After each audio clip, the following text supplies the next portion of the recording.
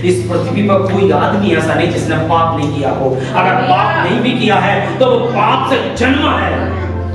बस एक ही ऐसा आदमी है यीशु मसीह जो निष्कलंक है। पापों के लिए रोता है, बिलखता है। मेरे प्यारे साथियों, बताइए कि फिर रोने बिलखने और जन्म के बाद क्या होता है बच्चे के साथ?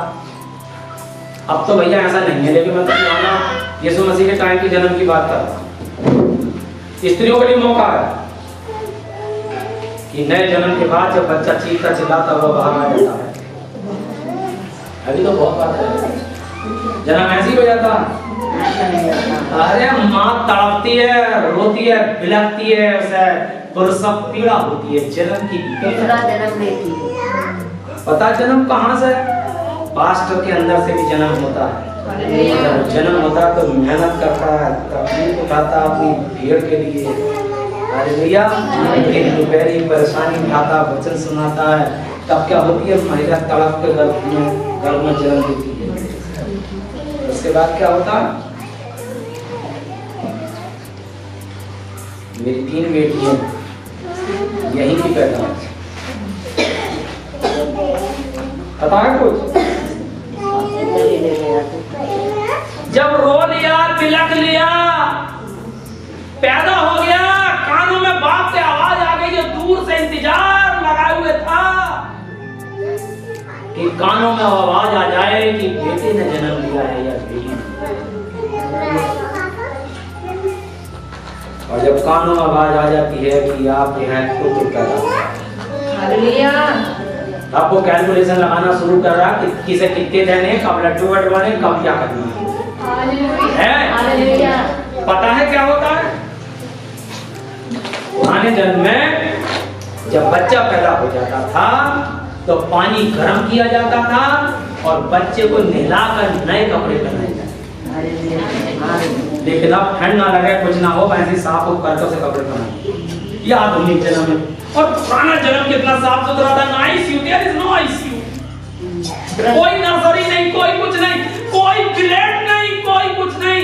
मेरा नाला अम्मा कैसे कटा हुआ? आज मुझे बताओ, दराती घर पे से कोई काट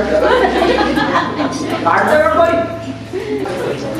बच्चे को क्या करा जाता है? रोने के बाद नहलाया जाता है, उसे नए कपड़े पहनाए जाते हैं। इसी तरीके से जब नया जन्म होता है वो रोता है, बिलखता है, पापों का पश्चाताप करता है। और जब पश्चाताप करता है तो पादरी आता है। बच्चा नहीं कहता कभी भी मुझे निला दो। दादी आती है, नानी आती है, बहनें आती हैं और उसे निलाती हैं। माँ तो पड़ी है चारपाई पे। उस समय जब रोता है, बिलखता है, पश्चाताप करता है, पादरी आता है। अरे तू बड़ा रो लिया, बड़ा पश्चाताप कर लिया, अब तुझे निलाने की जरूरत है, चल लाल को तुझे ले चलते हैं, तुझे निलाना। इसलिए देखो, सबसे पहले नया जन्म है, फिर बपतिस्मा है। हालेलुया।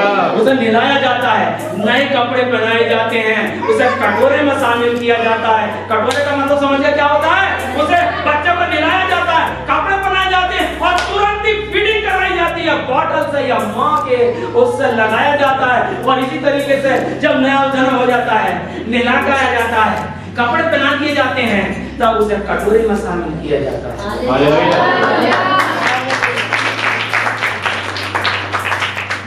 लोग मुझे कहते थे कि भाई हमारे पास एक आदमी है जो राहुल है, वो बपतिस्मा लिए हुए है, लेकिन मैं परमेश्वर का धन्यवाद देता हूँ कि मेरा भाई जितेंद्र बपतिस्मे की तैयारी कर रहा है। और मार्च, अप्रैल, फरवरी में दोनों मियां बीवी का बपतिस्मा मेरे कटोरे में शामिल हो गया। मैंने उससे कहा कि चल तू बपतिस्मा ले ले, क्या पता सिंगार को ज्यादा महक देती हो तेरी औरत, तेरी वाइफ है, भैया उसका सिंगार ना उतरे, वो ले ले अगर तू चाहता है तो उन्होंने कहा लो वाइफ से बात करो। उसने कहा भैया मुझे माथे पे मोहर लगवानी है, मेकअप नहीं। तो मैंने कहा मेरी वाइफ की तरह तू रह लेगी? हाँ मैं रहकर दिखाऊंगी ऐसे ही। तो मन का आ जाओ, तुम्हारा कटोरा इंतजार देगा। अरे भैया, रूहों को जीतना, आगे बढ़ाना। अरे भैया, आपको अच्छा लग रहा है? इफिसियों की पुस्तक, बल्कि पढ़िए यूहन्ना और उसका 13 अध्याय, उसका 9-10 पद, जल्दी से पढ़िए तेजी से।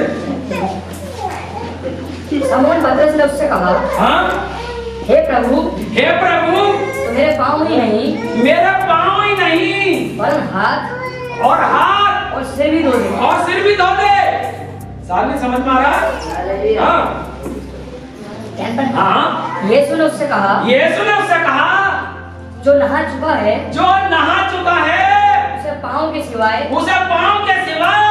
और कुछ धोने की आवश्यकता नहीं, क्योंकि अब वो नहा चुका है।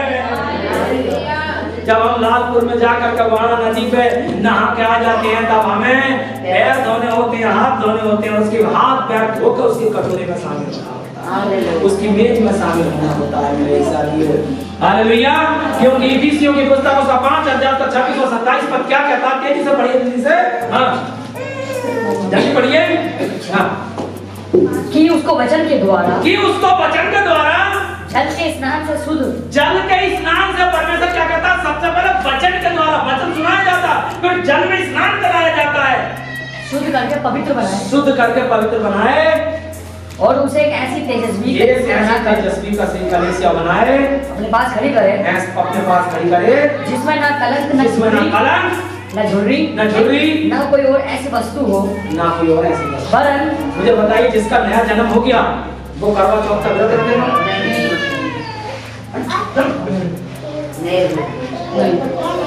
ये रोजा रखेगा? यीशु मसीह को नया जन्म, नया। हालेलुया। या चल्ली में मुझे जरा हालेलुया। बाइबल में देखेगा अपने जीवन को। हालेलुया। रोमियो के पुस्तक 6 अध्याय उसका 4 पद, जब नया जन्म हो जाता है तो एक जीवन जीना होता है। ये नहीं कि फिर भी हम सिगरेट पीते रहे, शराब पीते रहे, गाली बकते रहे, अरे भाई बपतिस्मा तो ले लिया, मैं माफी मांग लूं। नहीं, नया जन्म है तो नया जन्म है, नए जन्म की चाल चलनी है।